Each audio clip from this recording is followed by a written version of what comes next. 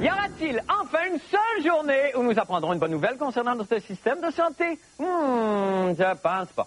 Hier, c'était le président du Collège des médecins qui rappelait à l'ordre ses confrères tentés par le 9 à 5 et l'argent fait facilement.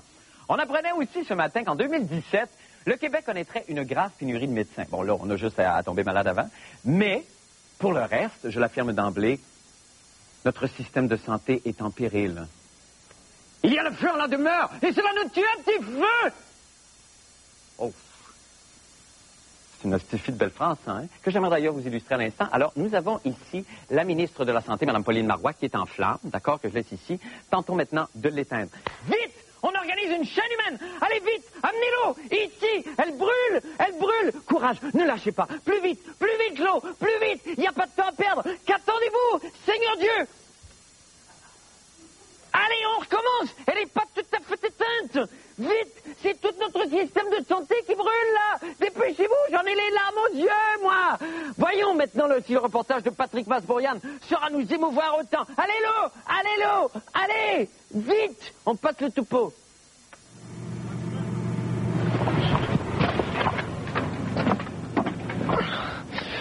Le Collège des médecins s'inquiète de la qualité de la pratique médicale au Québec. Plusieurs docteurs se contenteraient de faire du 9 à 5 en cabinet privé ou, si vous préférez, de pratiquer une médecine fast-food.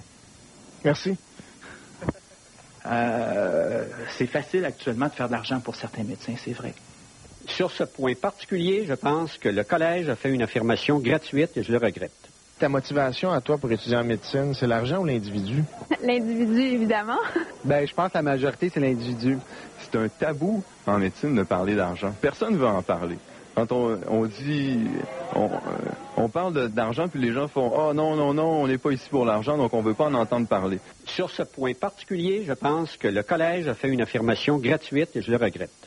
C'est facile actuellement de faire de l'argent pour certains médecins, c'est vrai. Je pense que ce qui arrive entre la première année ou entre les rêves que tu as avant de rentrer en médecine, puis la pratique, c'est une espèce de conditionnement à la production puis à la consommation. Tout le monde va aller vite. Tout le monde fonctionne un peu comme un vidéoclip, alors que la médecine, ça fonctionne autrement. C'est un autre paradigme.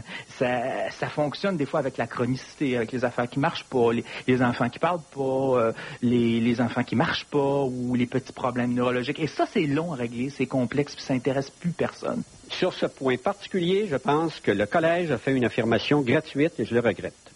Quand on rentre en médecine, les banques nous ouvrent des marges de crédit qui sont absolument hallucinantes.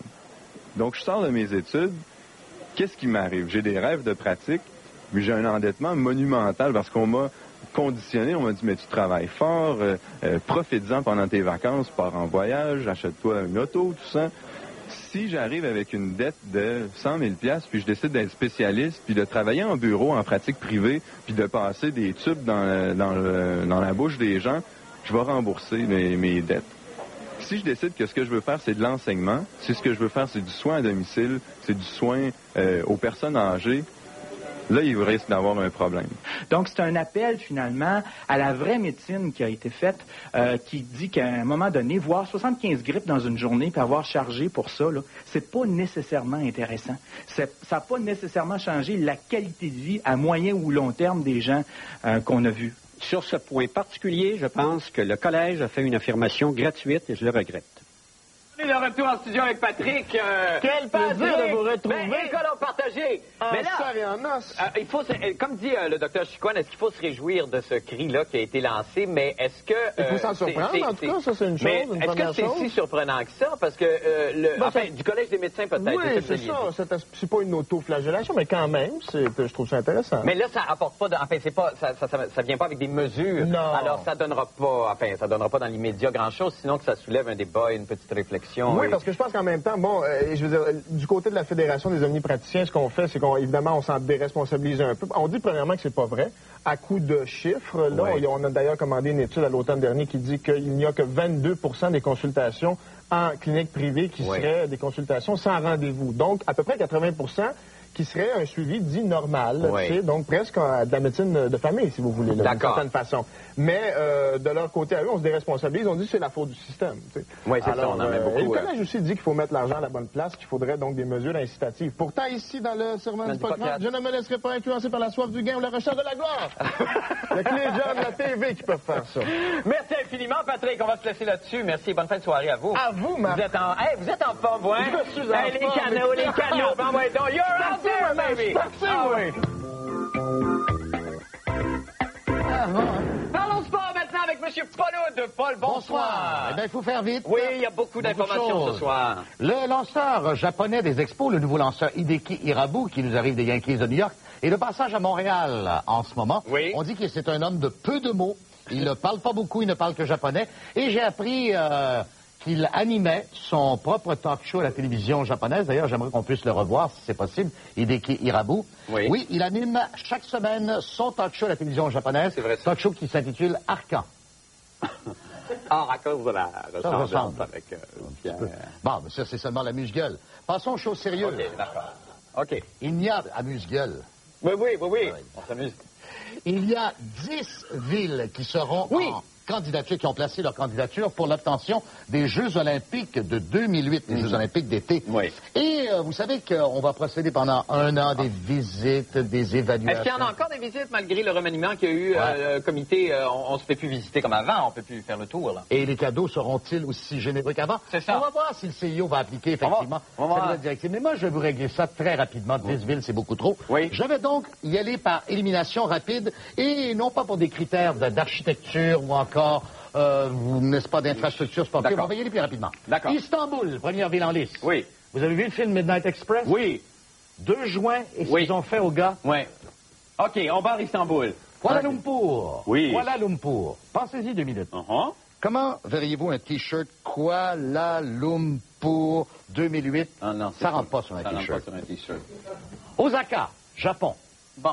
Les Japonais ont déjà obtenu 3 fois les Jeux, 2 fois les Jeux d'hiver, Sapporo et Nagano. Et les Jeux de 64, c'est assez. Il y a de l'abus. Oh, d'accord, on élimine. Séville, Oui. en Espagne. Les Espagnols ont eu Barcelone en 92. Oui, il y a ça. On va en Réglé. TV. OK, non, c'est correct. Bangkok, Oui, Bangkok.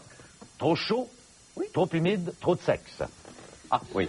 Là-dessus, on peut pas... Le Caire, magnifique ville, Oh, le cependant. Caire, magnifique. Elles sont toutes magnifiques. Oui, ces oui, villes. oui, c'est tout. Le Caire, Le né Caire. des Jeux olympiques au Caire. Au Caire. Ah, c'est bon, ça. On élimine. OK, on élimine. Paris, Oui.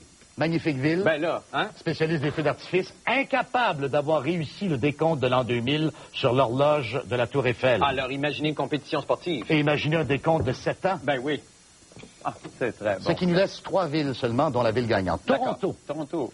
Toronto, ce que je reproche à Toronto, c'est qu'on ne mange jamais un vrai smoke meat comme à Montréal. Non, ça, c'est toujours du pastrami, vous avez remarqué? Oui, du pastrami. Oui, oui. Oui, oui, je sais, du pastrami. On élimine. Pékin. Pékin. En ce qui me concerne, il leur en doivent une à Pékin, depuis Ah oui? longtemps. Ah oui? Écoute, quand même Pékin. Oui, Pékin. Hein? Mais pour des Ok. raisons Mystérieuse, on ce qui élimine. nous laisse Oui. la ville gagnante, selon Oui. moi, pour l'obtention des Jeux olympiques de 2008, Oh! la Havane. Cuba Libre! Oui. Et en plus, on peut étendre d'une semaine avec un forfait à Caillou Coco pour 1000 $, 3 repas par jour, incluant les cocktails de bienvenue. Les Québécois. La Havane, merci. Viva Fidel! Viva Fidel! On s'en va faire une petite pause. On s'en va faire une pause. On revient avec la vidéo. Viva Viva la- Cuba!